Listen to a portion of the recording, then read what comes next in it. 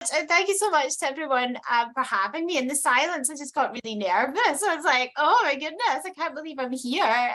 Because it is a real privilege actually to be invited to come and talk here to such an established and prestigious series, and especially to be taking part in a block of seminars on life writing and biography with such wonderful speakers. So genuinely, thank you so much for coming out tonight, and thank you so much for having me along. It feels very special.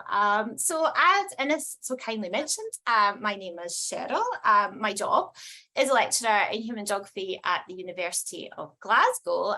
But outside of this, I'm a keen gardener, a tea drinker, a lover of crime fiction, and importantly, perhaps for today, a passionate advocate for more humane care and understanding into the lived worlds of mental ill health. And it's such an important aspect of my own world and who I am that I think it's no surprise that it feeds into my work around lives and writing lives.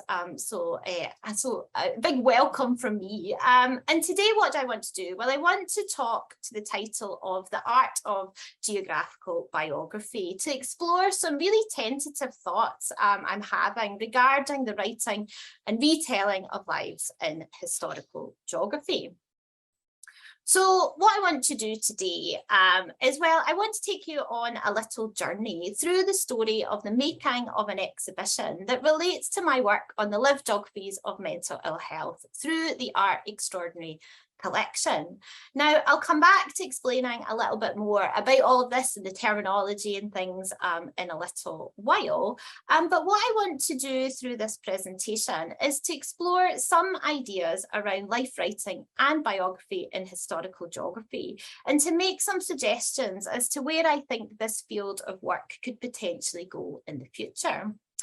Now, my work today is really deeply embedded in the lived worlds of mental ill health, particularly enduring mental ill health. But many of the themes regarding the writing of lives that will appear today are applicable to so many different topics. We are, of course, all simply human, as Harry Stack Sullivan once said. Whilst today I'm not going to go into any real detail about people's lived experience of their mental health, I feel it's worth noting at the outset that issues of mental ill health haunt every aspect of the stories today. And it is important to recognise that mental ill health hurts. It is debilitating, destructive, and heartbreaking for those who experience and encounter it. And so sometimes it can be difficult to listen to and engage with. So if anyone today feels like they just don't really want to hear this type of material at the moment, then please don't worry. You can switch off and come back to it another time when you feel more ready. That is more than okay. Now, everyone who appears, whether on screen, like these people here, or in words in this presentation, have given permission, except, of course, the dead. And this is an interesting and uncomfortable thought to hold in our heads as we embark upon our journey. So why do we need more reflections on life writing and biography in historical geography? Over the last 20 years and more, historical geographers have developed a strong portfolio of life writing and biography, from work on geographers, explorers, pirates, camoufleurs, enslaved peoples, landowners, publishers, post office workers, through to buildings, garment, landscapes, and even police forces. The volume and variation of work relating to life writing and biography is wonderfully inspiring. And these writings of a life have led to a number of critical reflections around the practices and processes of piecing together lives and experiences from shards, traces, and fragments that remain. Yet despite all of this amazing work, I can't help but feel in my own reflections around life writing and biography in historical geography that we have become a little stuck.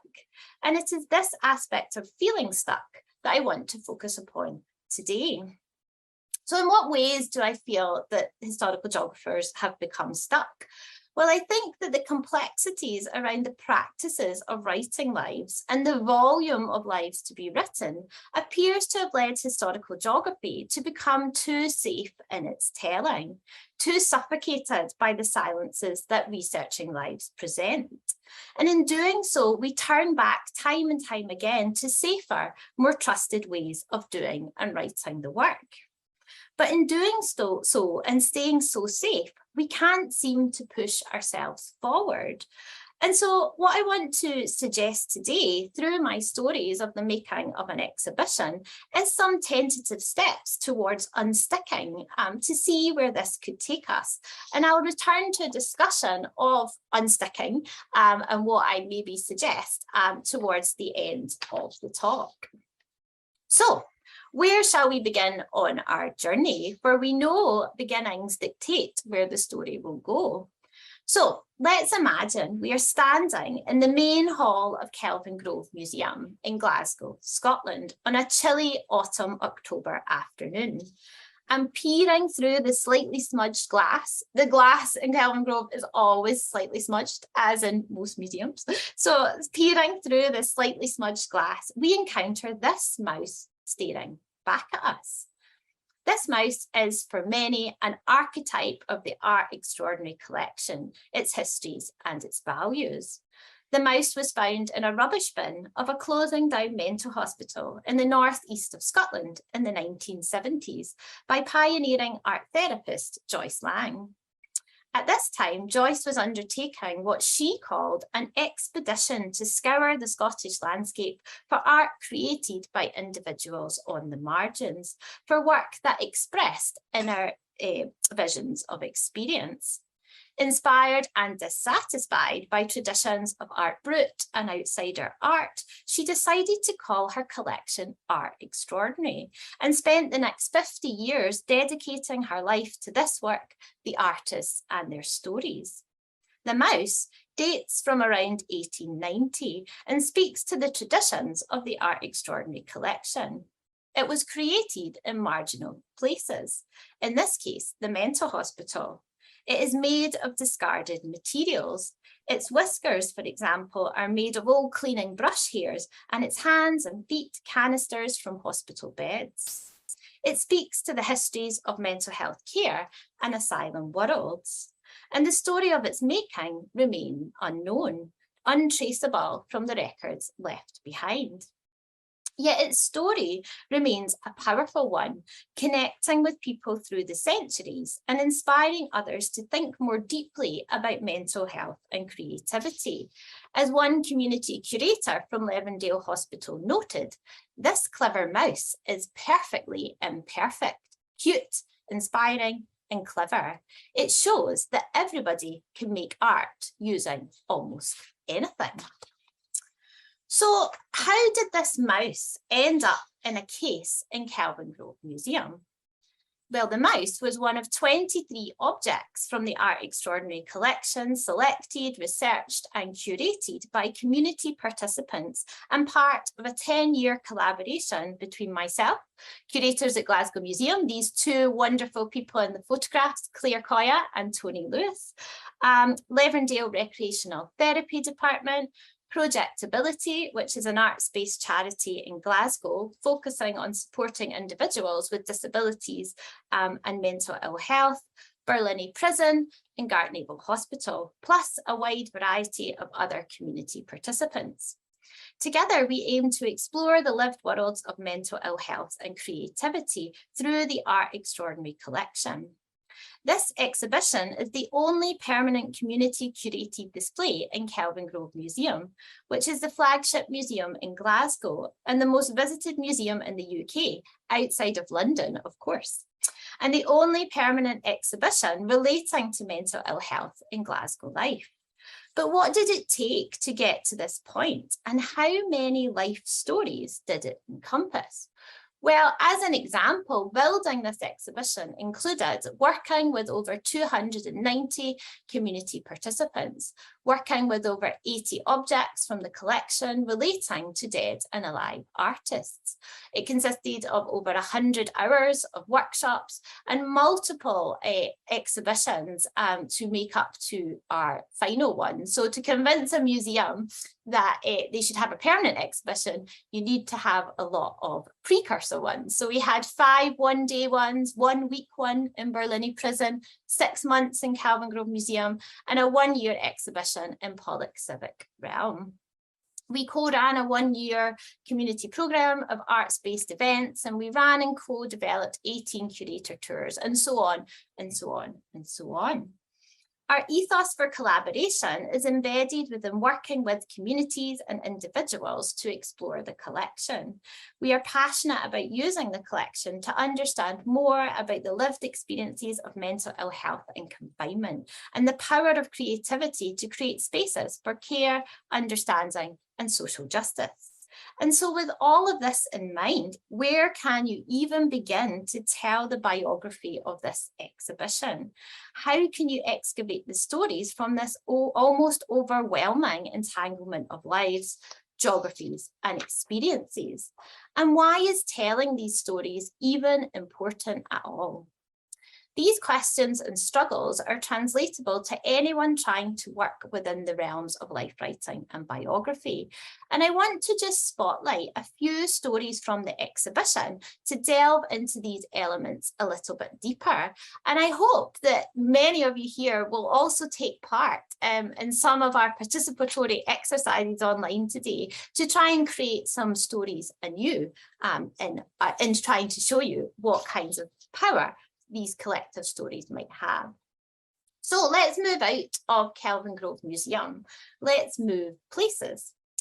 So now we are unpacking our museum boxes at Levendale Recreational Therapy Department, which is a psychiatric facility located just on the outskirts of Glasgow.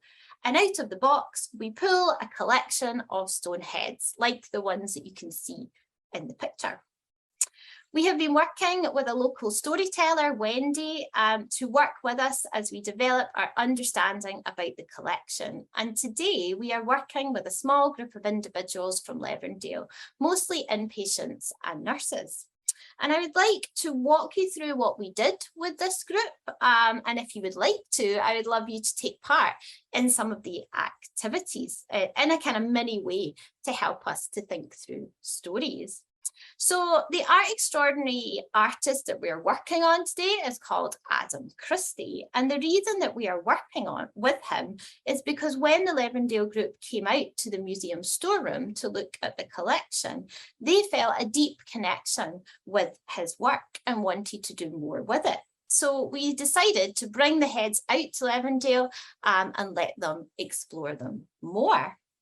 So what did we do? Well, we started by allowing everyone to engage with the stones. We asked people to look at the stones, to feel them in their hands and to think about their worldliness. After spending time touching and looking at the stones, we asked the group to come up with a range of questions about them. Now, I know you can't touch the stones or feel the stones, but maybe you can imagine it. But you can look at one of the stones that we used, which was this one. And what I'd just like to ask anyone that's interested in taking part to do is, can you think and maybe type in the chat box what kind of questions this stone and looking at this stone might raise for you? These are lovely. It's really nice to see them coming in, and hopefully people can see the chat. If you click on the little box, chat box, it will pop up. But lots of things about, how old is it? What is it like to touch it? Where did it come from? Is it a self-portrait? All of these things are absolutely fascinating. So please keep them coming in, and hopefully maybe Ines can save the chat for me at the end so I can have a look at it. But this idea about trying to engage with the stone was really significant. And this is what the group came up with. These are the kinds of questions that they decided to raise, which, as you can see, really connect to some of the issues that you were raising. So they wanted to know the where. They wanted to know, where did the stone actually come from? They wanted to know, very similarly to some people in the chat, who was this artist and what was he like? why did he make them? Because at this stage, all they know is that his name is Adam. They only know his name. They were really interested in where were they found, why are they all faces, and what do they mean? So this kind of questioning was the sort of first layer of our story and conversation with the group at Levendale. And after compiling this list of questions, we then moved on to tell a short story about Adam and his art. And this story had been compiled by myself during my research on Adam in the collection. And I'm going to tell you the exact same story that I told to the group in Levendale. So Adam Christie was born in Shetland in 1868 and was the eldest son in a family of farmer fishermen. He was always very creative and liked to write poetry and letters that he would send to the local newspaper, which was called the Shetland Times. In 1901, at the age of 30, he became unwell and was taken across the North Sea to the asylum at Montrose. And this picture on the screen captures Adam as he enters the asylum. Adam died in 1950 in the hospital, never returning home to his beloved Shetland, and was buried in an unmarked grave at the asylum cemetery called Sleepy Hillock. Adam spent almost 50 years in Montrose Asylum that was later called Sunnyside Hospital. He was diagnosed with delusional insanity and had periods of being both well and unwell whilst in hospital. 22 years after coming to the asylum, Adam began to create and started to make sculptures out of discarded stone. Adam found a discarded stone around the hospital ground for his sculptures. As a hospital postman, he would often spend time in the hospital ground and wider landscapes of Montrose. He would use his own tools, a file for a hammer, a 6-inch nail for a chisel, and a piece of glass to carve the features of the face. Once completed, he would place the stone back in its original position or place it in a wheelbarrow and leave them around the hospital ground for others to find. There are no records of Adam ever discussing his art. We will never really know why Adam carved in stone, but in understanding his world better, we can make some connections. Adam's mother, Isabella, died when he was 9 years old. The family could not afford a headstone, and this lack of an eternal marker always really upset Adam. When he was in his 20s, Adam walked 10 miles to the nearest quarry site, selected a stone for his mother, and carried it back to the gravesite, where he engraved it and placed it on her final resting place. This act of deep love speaks to wider connections between Adam, family, stone, and confinement. And this telling of the story, if you like, encouraged us to start to think about different activities that we might do with the group that would fuse life stories together and encourage connections between worlds. We asked individuals to draw around their hand a symbol of connection on a piece of paper, and to either choose words which were laid out on a table or to write words on each finger that they felt resonated with Adam's story and made a one-line story of their own. So again, if you're up for some participation, you don't necessarily have to draw around your hand if you don't have a piece of paper, but you might want to do that.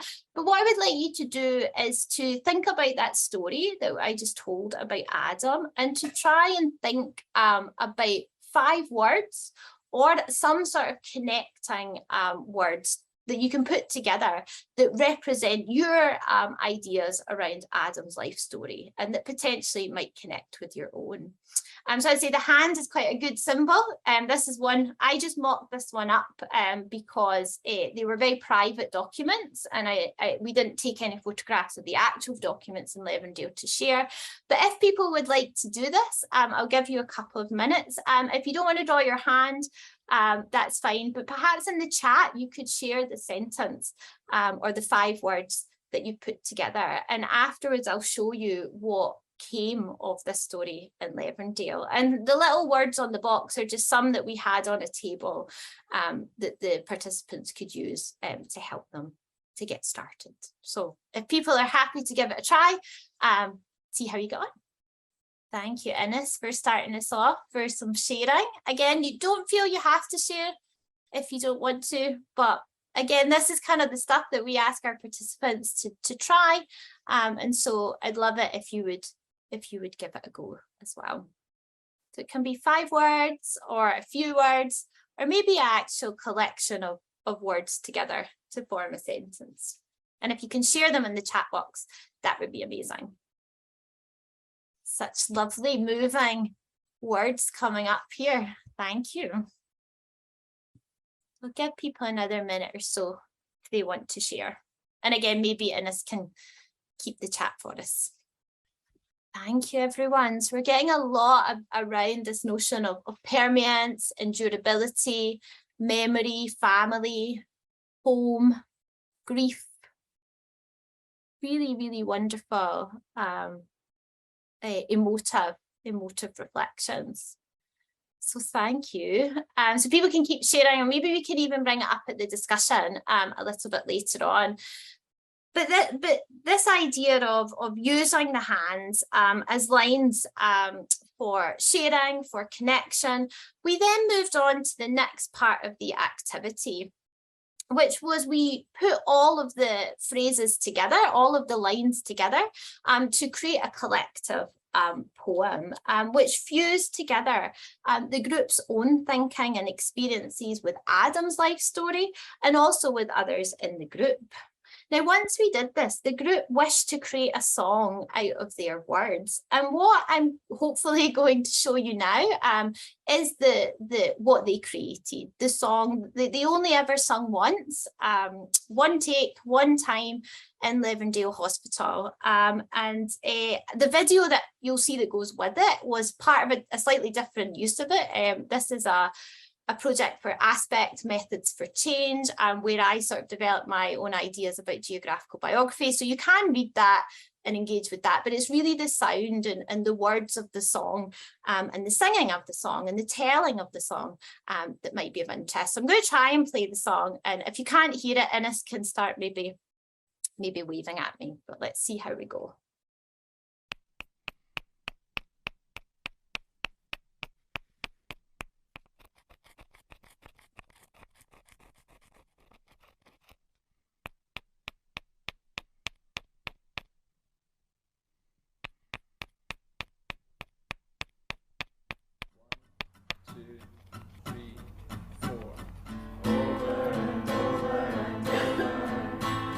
Try to keep going on.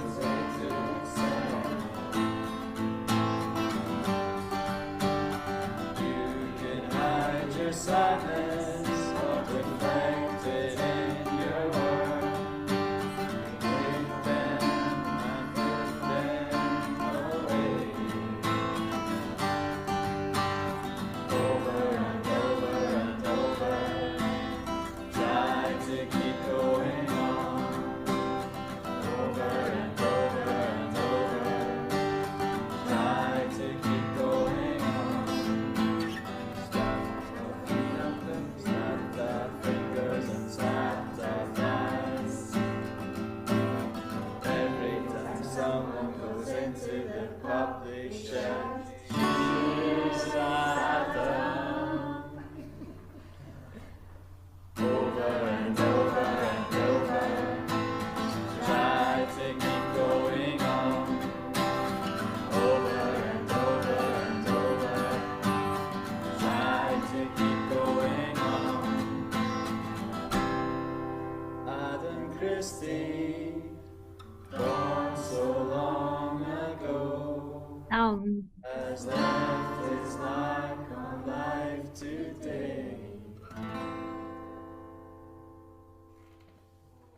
So I hope you could hear that. And also it's a kind of awkward 3-minute silence, but hopefully, just turn it off. But that's the kind of layering of stories that those exercises were producing, and the participants were really interested in creating a song that really reflected those stories. But where does it take us? So it takes us back to Kelvin Grove Museum, where a number of Adam's sculptures sit, which were selected by that group in Levendale Hospital, reflecting their experiences and these experiences and becoming powerful symbols of this ongoing fight to keep going, that line over and over and over, to try and endure and get through mental ill health.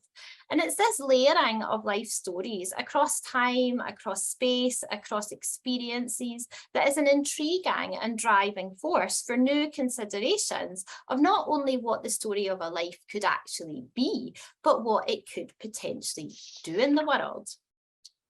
Now, while stories are produced in the ways that we've done it there, they can also just simply be told. And this too has powerful resonance. And I now want to take you briefly to Glasgow University. We're holding a community art making workshop at the university to showcase some of the research into the Art Extraordinary collection. And a number of community curators are leading the event. One of them, who I will call Paul, is running a little late, and so I wait for him at the university gate to show him where to go. University campuses are not the easiest to navigate. He arrives flustered and apologises over and over for running late. I tell him not to worry, but it is clear he cannot stop. He notes that his depression makes early starts difficult, and medication makes timings and plans confusing. We arrive at the event and one of Marilyn Walker's coffee jars is on display. Her work makes up a significant proportion of the overall Art Extraordinary collection and speaks poignantly to post-asylum landscapes and her own long-term experiences of the deinstitutionalised worlds of mental health care. Paul's eyes glance over the familiar pieces. He has researched the pieces for years now and understands their histories. On watching his reaction, I asked if he wants to grab a coffee together before we start, joking that Marilyn would be keen for us to have one so she could have the jar. We sit down at a table together, hugging our mugs, and we chat about birthdays. Paul notes that his is coming up and he will be 50 in a few years. Suddenly, he remarks on where he is, in a university. He said he came here to study when he was 18, and this is where his mental ill health began. It was hard to be back 30 years later. It is difficult to think about all those years that have gone by. These types of reflections on moments where mental ill health occurred are common stories of connection across the collection. They reoccur and replay themselves across time and space. Paul's reflections at the university take us back to Kelvin Grove Museum and to a piece on display by Gordon Anderson entitled Eve Cast Out. Gordon, a living artist from the collection, talks openly about his experiences and the moment where his mental ill health takes hold. He says, I knew right away when I suddenly became ill. I was in London at a girlfriend's house. I was looking in the mirror and I just felt this thing come into me, this kind of spirit. One night, I felt this thing had gotten into me. I don't know what it was. The next day, I was like, oh my gosh, I'm not myself. It felt like something was controlling my own mind. Within a week, I had left the band and got back to Scotland and lay in a bed for 3 months and then went to hospital. One moment, I was just sitting in the seat of my own mind, controlling my thoughts. You can imagine sitting in that seat and then losing control of your own mind and slowly getting eaten away by this horrible, evil, dark thing. His rocket art piece, displayed at Kelvin Grove, can be seen to represent escape, an opportunity to travel to worlds beyond those experienced, and to, sadly, often the only imagined freedom beyond the confines of mental ill health. So, how do these little snapshot stories of the makings of an exhibition help us to think about the direction of life writing and biography in historical geography? Well, I hope that I can suggest that they help us to consider 4 aspects of what I might call unsticking. Firstly, in all of these stories, where things happen is deeply significant. And I feel that historical geographers could be bolder in highlighting the where in their life writing and biographies. Confidently illuminating the significance of the where helps to place ourselves not behind literary traditions of biography and life writing, but right beside them, confidently asserting our place within these traditions and encouraging more detailed discussions around the where of a life. Secondly, as these stories highlight, lives are stubbornly and overwhelmingly entangled, and thinking more positively around this entanglement could help us to be more creative and collaborative around the nature of telling. Thinking further about our own place in the narratives, perhaps not as an author, but as an editor, collector, facilitator, etc., makes way for new types of telling that opens up the entanglements of lives in new and interesting ways. Working alongside experts by experience in all different configurations could excitingly rejuvenate the ways in which the historical geographies of life writing and biography not only take place, but also take shape. There is great potential here, I think, to reform our entire engagements with life stories and writing. Thirdly, whilst historical geography has always had a great tenacious ability to dig into difficult topics, I feel there is still scope in our life writing to embrace more fully the darker side of human experience in order to help us to move our stories into wider worldly terrains. The stories told today are wrapped up in the darker worlds of mental ill health and the landscapes they can inhabit, shining a light on the everyday difficulties of living with enduring mental ill health. However, the darker side of human experience can be found everywhere and in anything. People are not always kind. People lie, people deceive, people break worlds and destroy others, and the consequences of these aspects it requires as much thoughtful engagement as the achievements and wider doings that make up our lives. Both work importantly together to show our worlds as they are and have been, leading us to importantly consider and imagine the worlds we want to be. Finally, I would like to suggest that perhaps it is time we gave more attention to thinking about a turn to fiction in historical geography to enable us to unstick our narratives in new and enlivening ways. Hilary Mantel in her Reith Lectures notes that history and science help put our small lives in context, but if we want to meet the dead looking alive, we turn to art. And perhaps if we as historical geographers really want to write life stories, stories that are alive, then art and fiction can help provide a way forward, a new avenue into what might be termed the worldly geographies of a life.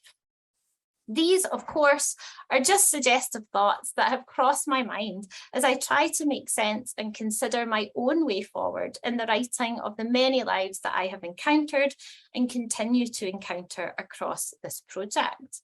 I hope that they can act as opening points into conversations and discussions about how we collectively can push forward life writing and biography in historical geography and how we can potentially unstick ourselves. So thank you so much for listening and participating. And yeah, it's been a real pleasure talking to you.